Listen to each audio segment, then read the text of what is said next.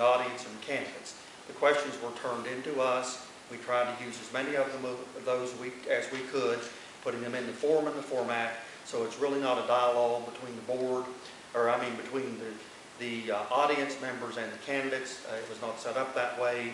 And so please abide with that procedure. That is what the board had wanted, and we followed through with that. There are some procedures that do that, but that's not exactly what this board chose, so we're doing the work for them, and that's a format that they had selected. Okay, any other questions of a general nature? Yes, sir. You said we then input our opinions. How do we go about that? How does that happen? Well, there may be 2 or 3 different ways.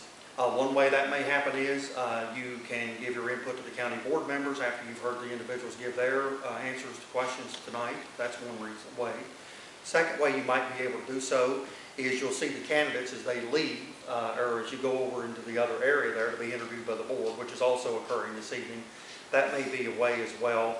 And the third way is you can contact me, or when you fill out your form tonight, if you fill out the form to do the assessment, you can put any comments or questions you have on the assessment, and we'll be sure the board gets that. That's our procedure. And does that answer your questions? In fact, I forgot to mention this. When you fill out your forms this evening, and I encourage everyone to do that, fill out not only the assessment, but fill out any questions you may have about individual candidates that you want the board to know, or any comments. And also tell us, please, if you feel like this process was successful, how it could be changed, how it could be made better, that sort of thing. We take that under strong advisement, because we do several superintendent searches each year, and each county board is different, and this does help us out when we get into the searches that we do. So any other questions or any other comments before we get started? Yes, sir.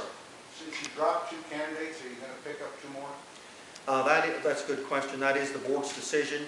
The board originally there were going to be 5 people interviewed by citizens and the board this evening. 2 of those people have dropped out. As I pointed out, the board has not made a decision about that. If they do, it will follow the interviews this evening and at the next meeting they have. And I don't know when their next meeting is scheduled, so I don't know the answer to that.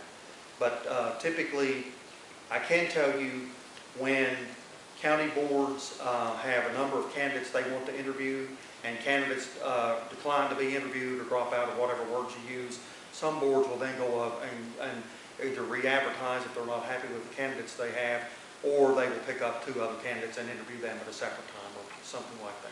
I can't answer for the board. That's a board decision. Does that answer any other questions along those lines? Okay. If not, and everyone understands the procedure, then we'll get started here, and